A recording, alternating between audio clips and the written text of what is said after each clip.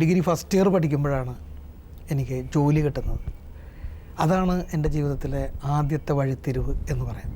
പുല്ലേപ്പടി ദാറുൽ ഉലൂം ഹൈസ്കൂളിൽ ക്ലർക്കായിട്ട് BA first year പഠിക്കുന്ന ഞാൻ ജോയിൻ ചെയ്യുകയാണ്. ഏതാണ്ട് വെക്കേഷൻ സമയത്താണ്, ഞാൻ പരീക്ഷയ്ക്ക് പഠിച്ചുകൊണ്ടിരിക്കുന്ന സമയത്താണ്. ആ പരീക്ഷയ്ക്ക് പഠിച്ചുകൊണ്ടിരിക്കുമ്പോൾ അന്നത്തെ സ്കൂൾ മാനേജർ അജീസ സേട്ട്, അദ്ദേഹത്തിൻ്റെ മകൻ ബാബു സേട്ട്, അദ്ദേഹം വന്ന് എന്നെ വിളിച്ചുകൊണ്ട് പോയി വീട്ടിൽ കൊണ്ടുപോയിട്ട് ഒരു അപ്പോയിൻമെൻറ്റ് ഓർഡർ എഴുതി ഫാദറിനെ കൊണ്ട് സൈൻ ചെയ്യിച്ചിട്ട്, അതായത് മാനേജറെ കൊണ്ട് സൈൻ ചെയ്യിച്ചിട്ട് എനിക്ക് തരികയാണ്.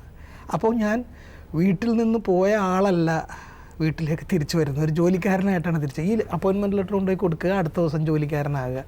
അപ്പോൾ അതാണ് എൻ്റെ ജീവിതത്തിലെ ആദ്യത്തെ വഴിത്തിരിവ്. അടുത്ത ദിവസം മുതൽ ഞാൻ ജോലിക്കാരനാണ്, ഒപ്പം സ്റ്റുഡൻ്റാണ്, മിമിക്രി കലാകാരനാണ്. അങ്ങനെ ജോലിയും പഠനവും കലാപരിപാടികളും ഒന്നിച്ചു കൊണ്ടുപോകുന്ന ആ കാലഘട്ടമാണ്, അല്ലെങ്കിൽ അവിടെ മുതലാണ് എൻ്റെ ജീവിതത്തിലെ വഴിത്തിരിവ്. പിന്നീട് ഒരു വഴിത്തിരിവുകൾ ഉണ്ടായിട്ടുണ്ടെങ്കിലും വഴിത്തിരിവുകളുടെ ആരംഭം അവിടെ നിന്നാണ് എന്ന് പറയാം.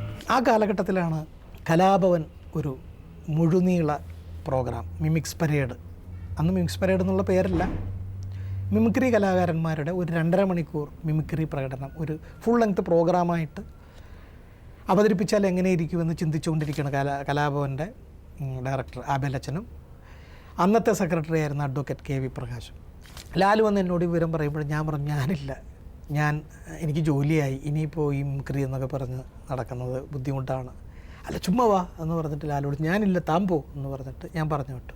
2 ദിവസം കഴിഞ്ഞ് ഞാൻ ലാലിനോട് ചോദിച്ചു, താൻ പോയില്ലേ എന്ന് ചോദിച്ചപ്പോൾ ലാൽ പറഞ്ഞില്ല, പോയില്ല, പോകുന്നെങ്കിൽ നമ്മൾ രണ്ടുപേരും പോകുന്നു, അല്ലെങ്കിൽ ഞാനും പോകുന്നില്ല എന്ന് പറഞ്ഞു. അതെനിക്ക് വല്ലാത്ത വിഷമമുണ്ടാക്കി. ഞാൻ പറഞ്ഞു ശരി, അങ്ങനെയാണെങ്കിൽ ഞാനും വരാം. അങ്ങനെയാണ് കലാഭവൻ്റെ ആ ട്രൂപ്പിൽ ഞാനും ലാലും എത്തുന്നത്.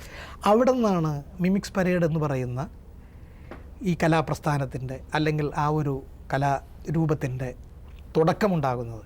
അതാണ് എൻ്റെ ജീവിതത്തിലെ രണ്ടാമത്തെ ടേണിംഗ് പോയിൻ്റ് എന്ന് പറയാം. ഫാസിൽ സാറിനെ പരിചയപ്പെടുത്തുന്നത് അതാണ് ജീവിതത്തിലെ അടുത്ത ടേണിംഗ് പോയിൻ്റ്. മിമിക്രിയിൽ തുടങ്ങി സിനിമയിലേക്ക് എത്താനുള്ള ആദ്യത്തെ ഒരു അവസരമുണ്ടാകുന്നത് ഫാസിൽ സാറിനെ കാണുന്നതോടുകൂടിയാണ്. അദ്ദേഹത്തിൻ്റെ സിനിമാ ചർച്ചകളിൽ ഞങ്ങളെ സജീവമായിട്ട് പങ്കെടുപ്പിക്കുമായിരുന്നു. അതായത് സിനിമയെക്കുറിച്ച് ഒരു എന്തൊക്കെ മനസ്സിലുള്ളവരാണ് ഞങ്ങളെന്നുള്ളൊരു തോന്നൽ ഞങ്ങളെക്കാളേറെ അദ്ദേഹത്തിനുണ്ടായി. നമുക്കൊന്നും അന്നും അറിയില്ല.